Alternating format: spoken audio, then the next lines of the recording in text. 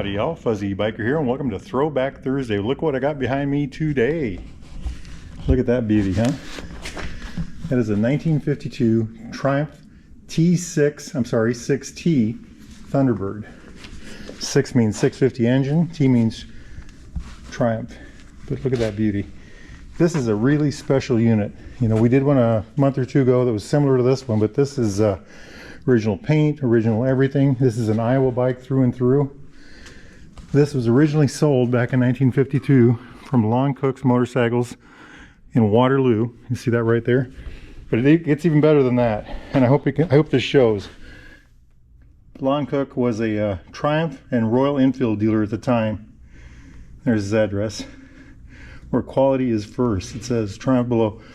But you know, back in those, in 52, they were, Royal Enfield might have been building 1,000 or 2,000 bikes a year, and you know, here we had a Triumph Royal Enfield dealer in Waterloo, Iowa at that time that sold this bike. This bike is a total Iowa bike. We think it's all original. The first year, the polychromic paint, I think polychromic blue. Before that, they had kind of a grayish blue thing, but really an interesting. So you know, just in that sense, it's a very interesting bike already. So the engine is just a beautiful thing. Look at all the detail. I live for this kind of stuff, but because it's an original thing, there's a lot of patina. You know, a lot of showing from the decades. What would that be, about 70 some years? I mean, look at this. It's just, wow. You know, paint's wearing off the fenders. I mean, look at this taillight. I mean, doesn't that give you a size difference? You know, very minuscule thing, you know. But the newest things I can find on this bike are, I wonder about these things here. They look like maybe a bag hanging point. They have them on both sides. And I wonder about the pipes. But other than that, boy, it's really quite a thing. The engine is a 650, I think it's a 649 cc overhead valve. That means the valves are up here, but the cams are down here. This is supposed to have an iron head yet. The aluminum heads didn't come until the 60s, I think. It's supposed to be an SU carb. I'm not sure what an SU carb is, but I noticed this says Amal on the other side, so I know what happened there. But magneto, of course, right there, and there's the markings on it. BTH, it looks like. And then a generator over here. It's a pre-unit engine, so the engine's one piece, transmission separate. It's a 4-speed transmission, Kickstarter right there. There's a clutch. I don't know what that is. Let's pull the clutch and find out. Yeah, that's the clutch. Wow. You know, that's really, this is just art to me, my friends. It's a dry-sip engine. Here's the oil tank. I just look at that Triumph heart, you know. I think when this is running, there's a little thing that sticks out here to let you know your oil pressure's good. Look at that frame. Isn't that just, I hope you all can see that. It's just really neat. Coming over to this side, you know, check out how that's sealed. I just love these things. I mean, it's, you know, that's, I suppose, for an adjustment. You know, this stylized, you know, it's just, I get carried away. I just love this kind of thing. I just really do. Being it's a Thunderbird, you know, it's got the stripes, the, you know, the nacelle, the big nacelle, that's the big trademark thing there. These stylized front forks, but we're getting ahead of ourselves here. I'm assuming it's a 6 volt battery. Just a gorgeous thing. I want to start at the back, but we always go to the front. So it's got a 7-inch brake. Looks like a single leading shoe. Now look at that. This is it's supposed to be a 100-mile-an-hour motorcycle, and that's all the front brake you got right there. Spoked wheels. Notice the blue paint through there on the wheel. Blue paint, gold stripe. Look at that fender. That is just a piece of, you know, that is really something. Look at all that detail. That is just amazing. Absolutely amazing. This was, you know, before these bikes, before the Triumphs, Thunderbirds, they were kind of a drab bike by American standards. And these were really, you know, this is the beginning of the 50s. Think of it like the 57 Chevys or 50, you know, earlier. you know, this is kind of getting into that, the chrome and the shiny and the, like I said, the monochromic paint. 7-inch headlight. I think this was the first year of the positive ground bike too, I believe. 52 was. What else have we got written down here? Double down tube frame with brazed hubs. Looks like a single down tube to me. Maybe they mean the back. I don't know. Y'all know anything more about that? Let me know. Maybe I got some bad info, huh? What a deal. Look at that. Check it out down there. That is just nifty as heck to me. Oil lines drain from here back into that tube.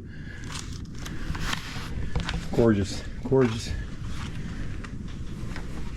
So I want to get back, trying to delay this. Okay, the hub, let's just get right to it. So the suspension on the rear, there's part of it. Here's the rest of it. So this is a, I think they said it was a 17-pound hub. They call it a sprung hub.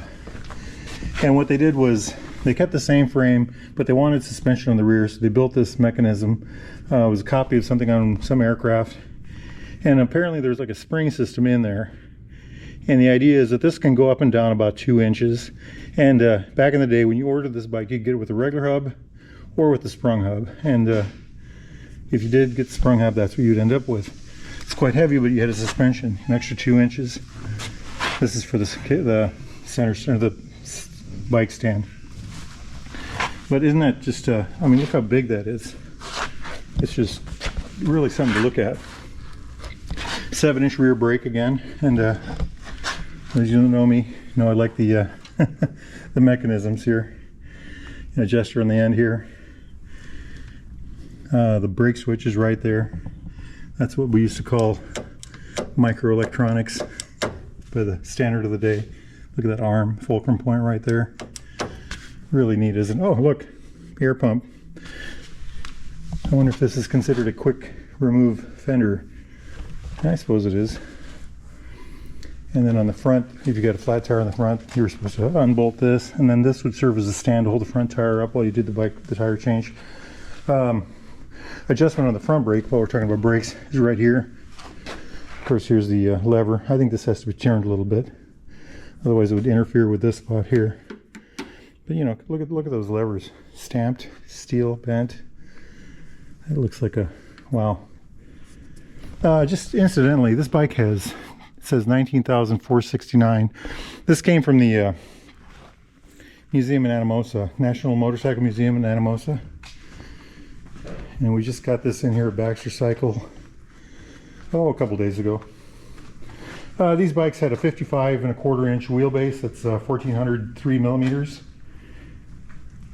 Front tire was a 3.25 by 19, and the rear tire was a 3.5 by 19. The bike weighed, and I couldn't find if that was dry or wet, 370 pounds, which is about 168 kilograms. And like I said, this is supposed to go 100 miles an hour. 1952, that'd be quite a feat, wouldn't it, on this bike? On tires like that, with a brake like that, front and rear. That's 161 kilometers, by the way. This motorcycle type was featured in with Marlon Brando riding it in The Wild One. Really quite a thing, isn't it? Okay, let's put away the notes. Just kind of look this thing over.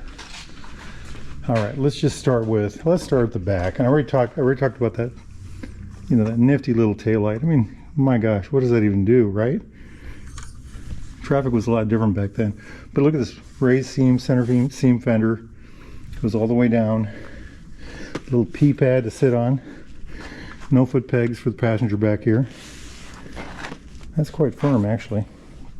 The rider's seat right into the tank. More suspension right there. Little parcel package thing right there. I love the tank, highly stylized, I think anyway. You know, look at these knee protectors here, grabbers or whatever we're going to call them. Knee pads. I love the striping. You know, it's just very well done. There's of course the original label. Jumping up here, the famous nacelle, you know, sheet metal nacelle. It says Thunderbird right here, has a Thunderbird picture there. I don't know what this button was for. This says off, low, and high. I'm assuming that's for the headlights. amp gauge, Smith's gauge here for the speedometer. Isn't that pretty? That could be for this, but I'm not sure. I'm thinking this is a horn. This, of course, is the clutch. This would be the choke. And I'm thinking this is a kill switch, but again, I don't know for sure. And we think that's like a friction cruise control. Right there, that thing. But look at that, isn't that just a beautiful thing? And then you know, this is the first time I've ever seen one of these bikes with these kind of lights on it, by the way. And as you can see, the finish is kind of wearing off. You can kind of get in this really interesting coloring, orange coloring, patina, I guess you call that, huh? And down here you can see the hidden back in there, the Triumph, the marker light. But just a gorgeous, gorgeous thing. And running back a little bit, we already talked about some of this stuff. You know, metal toolkit, oil tank, all the rubber. Just a beautiful, beautiful thing. T-shooter mufflers. All the features that you'd expect on a bike like this. Just one gorgeous machine. I am absolutely in love. I mean, look at this. You know, and this is on the modern Speedmasters. This detail is, by the way. Some of this, you know, they did a lot of good carryover in that sense. But quite a good looking motorcycle. And oh, y'all always ask me about this. I'm going to go ahead and show it. So it's a Triumph 1952 Thunderbird 650, and there's the price at the bottom, $24,500. Quite a bike, quite a bike. If you all are interested in a bike like this, or some Rockets, or some Nortons, or some more Triumphs, or some BSAs, or more BSAs, or Royal Enfields, or some, oh, you name it, they got it. You know, or if you need parts, they're the largest parts supplier in North America. I mean, it's just amazing what they got. They got buildings full of this stuff. Or just advice, give these guys a call, Baxter Cycle, baxtercycle.com. Now, if it's nice out where you're at, get out there and ride, my friends. Wahoo!